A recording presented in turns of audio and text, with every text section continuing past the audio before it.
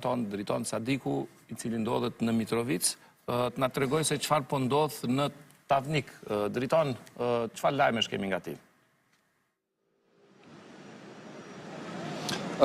Por restorator, besoj që po shihni edhe nga pamjet e operatorit Gjedon Ismaili, ka një grumbull të madh qytetarë që janë mbledhur në lagjën Tavnik, lagje që është ndër më të mëdha në qytetin e Mitrovicës, por dënjetit duke prit për me votu, por janë duke prit kryeministri në detyrë Albin Kurti, i cili pasi që ka vizituar në fakt disa komuna ku edhe është në garë partia e tij,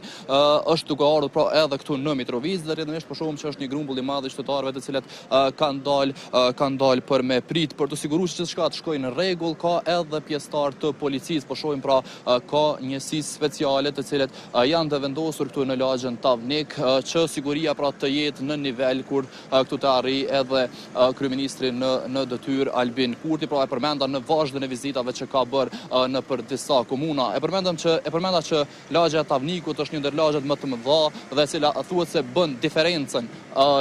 në komunën e Mitrovicës. Megjithatë gjithçka është duke shkuar qetë. Janë një grumbull qytetarëve që po e presin, por që është qetë dhe nuk është raportuar të paktën deri tash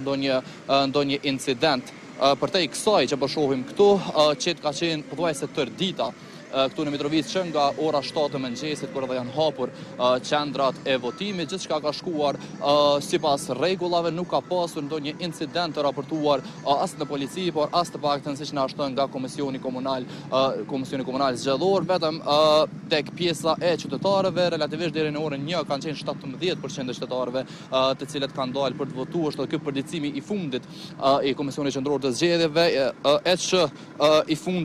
që në fakt duhet që në orën 3 të jetë përditësimi i radhës për të parë nëse ky numër i qytetarëve që kanë dalë sot me shfrytzuar të drejtën e tyre për të votuar është rritur, pasi e dim që zakonisht qytetarët e lënë orët pak më të vona për me dalë dhe me shfrytzuar të drejtën e tyre për votë. Pra kaq nga ky tubim që nuk ka diçka që duhet theksohet, është vetëm një pritje për kryeministrin në detyrë, ndërkaq që gjithçka ose mbarvajtja e procesit zgjedhor në këtë ditë mjaft të rëndësishme të demokracisë është duke shkuar mjaft mirë deri më tani në komunën e Mitrovicës së Jugut.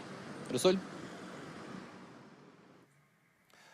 Faleminderit shumë për këtë informacion të fundit nga Mitrovica. E prej Mitrovicës do të kalojmë në Suharek, atje ku kolegja jonë Sofia Abdyli